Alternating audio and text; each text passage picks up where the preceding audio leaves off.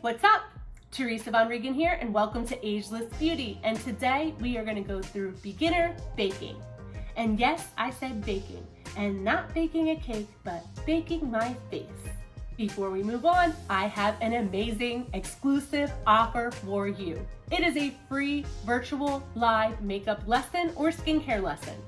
And this lesson is going to be custom fit, intimate, and free. Yes, free. So don't forget to click that link below. I worked really hard to get this lesson for you. And if you like a good deal like me, check out in the description the Clinique 25% off link and code. You might be saying, why baking? Well, baking will give you that airbrushed, flawless, poreless, seamless look that you want. And I'm going to take you through baking in 7 simple steps.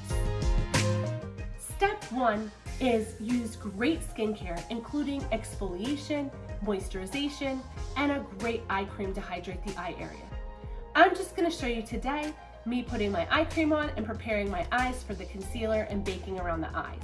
My skin is already prepped and ready to go. Expert tip: use the ring finger to pat on your eye cream. Why? Because this is the weakest finger and gives less tugging and pulling around the eye area. Tap gently in a stippling motion along the cheekbone toward the nose, and then follow along the brow bone with the eye cream. Step 2, use a primer to blur flaws, fill in pores, and help the makeup to last all day. Expert tip: use your fingers to apply the primer, focusing on the areas that have a lot of pores and the areas where your makeup wears off. Most of the time, this is the center of the face, the T-zone, and into the cheek area right under the eye. Using the fingertips helps to apply the primer more evenly. Step 3 is foundation application. I use 2 brushes to apply my foundation. I use a foundation brush and a buff brush. I then use a method called stipple, stack, stretch. First, you stipple with your foundation, then you stack wherever you need coverage. For me, it's in the areas where I have hyperpigmentation. You'll see me stacking the foundation and then finally stretching it around the edges. Lastly, I buff the whole face with a buff brush to give that airbrushed appearance. Step 4 is concealer. I do kind of like a Nike swoosh under the eye, and then I follow up along the cheekbone, following along the side part of the eye, all the way up to the brow. What this does is it gives more a lifted appearance for the eye, and then it helps to highlight later on. Additionally, you're going to use your concealer in the areas that you're going to highlight. You want to highlight all the high points of the face, the brow bone, the nose, along the cheekbone where we did the Nike swoosh. If you need lifting along your jaw, you can highlight along the jaw area and along the chin.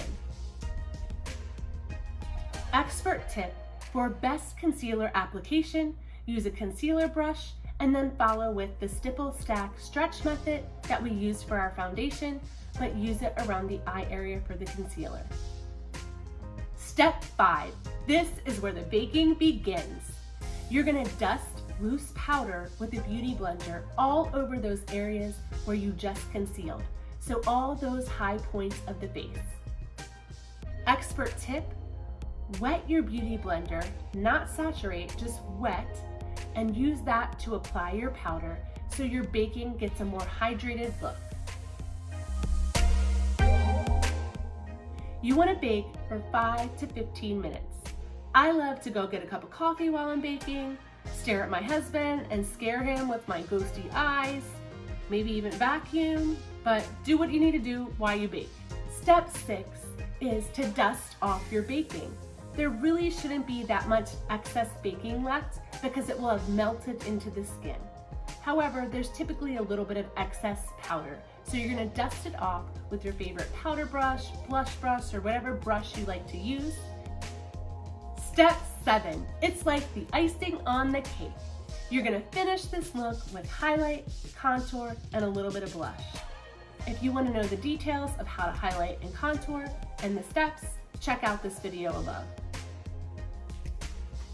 This is the recipe for a smooth and flawless finish that lasts all day. We're gonna put this baking to the time test. I have a really full day, and I'm gonna check back in with you so you can see how it really lasts. Okay fam, I am back on my back deck, and it has been 8 hours, actually a little over 8 hours, because I forgot to get back on and film to show you my 8-hour point of my baking. And you can see it is doing pretty good.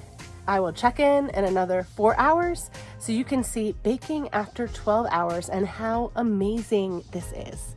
I'm in my basement and it's been a really long day. It's like almost midnight, so it's been well over 12 hours since I have baked this morning. And you can see that I think it looks pretty darn good for being like midnight. Okay, this is what I look like at midnight. So don't forget, smash that subscribe button, hit the like, comment below with what video you want to see next. Bye for now, fam.